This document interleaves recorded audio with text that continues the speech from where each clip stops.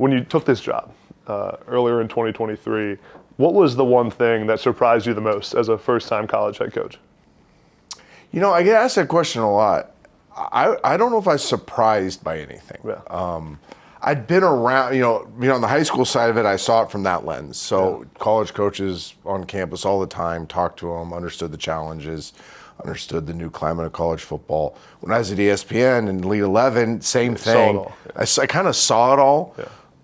So I didn't walk in the building and go, I think the biggest challenge, and I'm getting a little ahead here, that I learned during the season was the balance of recruiting in season. Mm-hmm. I'm a ball guy. The last game's over, you watch the tape, you flush it, and then your whole life is devoted. Yeah. And my family knows this as a player, as a coach. Your life is devoted to getting your players answers to win the test the next week. And all of a sudden you throw in-season recruiting to that. You're like, well, I didn't have a second of free time before you threw this one on me, and now I'm being told, like, this is really important, so I better do it. That was the biggest challenge, was now creating time out of nowhere to all of a sudden dive into in-season recruiting, which I did. I mean, with both feet, and it's a very important part of this, but to balance the two was the one challenge that I was not ready for. Yeah. What made you, I think about your career as a Super Bowl champion and all the success you had on TV, and then building the business of Elite 11 to a global brand. What made you want to become first a high school head coach and then become a college head coach? Because I think I saw a quote you said one time, I don't need this job. This isn't for the money, right? Yeah. It's the similar stories here. I'll give you the Reader's Digest version. The high school thing I felt was a calling. I had every male's American dream. I had retired. I made a bunch of money without doing anything. I lived on a mansion on a lake, and I played golf 218 times in 2018. That was my life. 218 in 2018. I went and saw my girls play volleyball. I played golf. I ate at fancy restaurants. I hung out with cool people. That's what I did. I was retired at 40, whatever that was, 45 years old.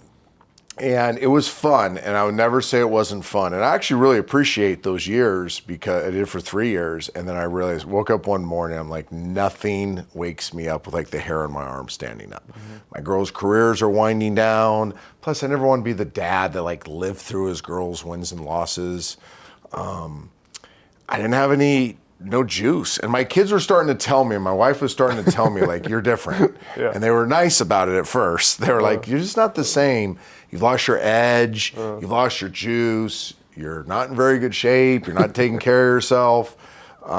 And so I kind of felt like I needed to do something hard, and I had kind of built all the things you're talking about on a couple principles. You guys know I love football. And this football season, I've been trying to find a new way to bet on sports. I'm sick of using casinos, the traditional way to do it. And I found the best way to do it, had to tell you guys about it. It's on Cut. Cut is the game-changing social betting platform. Look no further. This is where you gotta be. It's a peer-to-peer betting playground. So put your money where your mouth is. It's time to fire on sports on the best new app. I've been looking for a long time, and I found it. It's on Cut. Use my promo code ADAMB and get a 10% deposit match at cut.com. That's cut.com, KUTT.com. Use my code ADAMB for a 10% deposit match when you deposit money. And I had kind of built all the things you're talking about on a couple principles. Do hard things, be uncomfortable. And here I am going around speaking to people about this. Here I'm mentoring people on these, core values, and I'm not doing it. And I was basically a hypocrite. So I needed to do something hard in my life. I remember coming home from church one day and telling my wife, I said, and my youngest daughter tonight, I said, we're going to be missionaries in China. They're like, what? Dad, we know you're crazy, but no, I'm like, we need, the hardest challenge in the world is what we need to go do. And that ended up becoming a high school football coach in Nashville and taking something over that was really in the dust and building something pretty cool. And then it was kind of the same thing. I was being courted by UAB and a couple other schools towards the end of last year. And I was interested. I'm not going to lie, I was interested. I'm curious what the challenge was. And I went down the rabbit hole of a couple interviews and researching and whatnot. And then one night I looked at my wife and I said, I don't think I'm going to do this. It was late at night, because I had promised my high school program. Well, I promised myself and Sione and Joey, I said, hey, I'm not going to take 1 second out of what we're trying to do. Because we were truly, I would argue, the last team I had in Nashville was the greatest team in the history of Tennessee high school football. And I didn't want them to be cheated 1 second. So I would work till 9:30 on that, and then I'd work from about 9:30 to 1 in the morning on the college stuff. And it was late. She'd already fallen asleep, woke back up, fallen asleep. It was about midnight-ish, and I looked at her and I said, I don't think I'm gonna do this. And she goes, yeah, you are. I'm like, what are you talking about? Were you bossing me around? She goes, yeah, because you're bored again. Yeah. She goes, like, you're gonna win every game by 50. Yeah. What are you gonna do next year, win them by 70? And we were loaded behind the last team. And she goes, so are you going to be fulfilled if you just go beat everybody by 70? Like, you're not going to be able to travel to LA and play Bosco. They're not going to play you. What are you going to do? Go down to Alabama and play somebody else? You're going to go to Georgia and play somebody else? Like, that's not going to fuel your fire. You need another mountain to climb because you're a better husband. You're a better father when you have a mountain to climb. She goes, so quit trying to find a way not to do it. And let's find a way to do this. She goes, I don't care which one. She goes, just make sure that I get the you that you were when you took the high school job, because that's a better version of you. Yeah. What was the process like then when you took the UAB job? That whirlwind of the first time college head coach, dealing with the transfer portal, recruiting your own roster, right? You don't know, you got to build a staff. Yeah. I've so much had to be going on in that first couple weeks on the job. It was insanity, and playing, so it gets leaked early. Yeah. And we still have the state championship game to play, which in that period of my life was the most important thing I had in my life. I did not want to cheat these kids, that community, those coaches. So it gets leaked, having to do the damage control of that, which my community in Nashville handled amazingly well.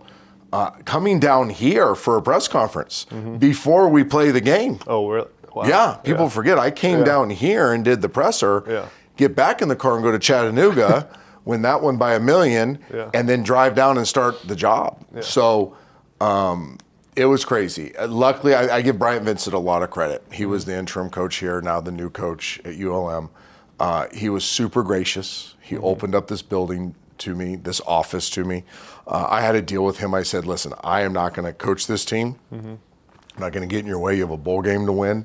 I don't want to be a disruptive force. In fact, one time I offered him, hey, if you want to put me on a project for the bowl game, like I'll cut up some tape, I'll do whatever. Tag the film. And I literally sat right over there on the other side of the desk those first couple weeks while he worked, and just said, okay, everything's important. What's urgent? And I lived my whole first part of my life with balancing, everything's important. Now, which things are urgent? We had to recruit. We had to recruit this roster. So getting to the Jacob Zenos, getting to Quez Yates, guys that we knew, we had seen on film, Fish McWilliams, D Mac, these guys that we knew were good players, starting to establish relationships with them, telling them, hey, you should not trust me. Trust is earned, but give me a chance to earn your trust. Flying to the Bahamas, still interacting with some of them, and then building a staff. Building a staff they recruit. We didn't have a recruiting department, so building a staff that were really good recruiters. Now, one was at Alabama, one was at South Carolina, two at Ohio State, so they're getting ready for big bowl games. They have really big jobs, and they're recruiting here. Hiring support staff was really important because these buildings, I don't know how much you've done this on the show, but these buildings don't run with support, don't run well without support staff. I mean, your DFO, your video guy, your director of player personnel, your recruiting department, I mean, they all, your analysts, your GAs, without those people, these buildings don't run well. So putting that together, it was drinking by 8 fire hoses. Never slept. I mean, I think for that month, I probably averaged 2 to 4 hours a night of sleep, ate too much, put on too much weight, but just tried to at least scrape something together early on so that we had a foundation laid for when the kids came back for school, that at least we could start the building process with them. What made, with all the options you probably had, the UAB job the one that you wanted to take and build at? Alabama, the city. I didn't know much about the city. I got to know a little bit about it, saw the potential from a recruiting base, the Southeast, second to none. The city of Birmingham, great people, a lot of opportunity here. What they're committed to doing based on building this building we're sitting in right now, a $19 million practice facility, the stadium, protective stadium, bringing football back. That was a huge deal for this community.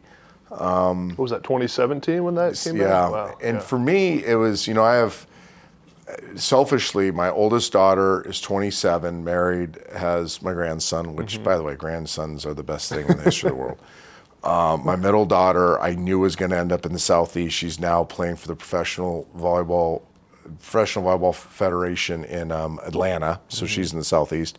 And my youngest is marrying a kid from Huntsville. Okay. So I'm going to have my whole family in the Southeast. So I definitely wanted to be in the Southeast. I did not want to be too far from Nashville because we have great ties up there. So there's some regional stuff that made this very attractive.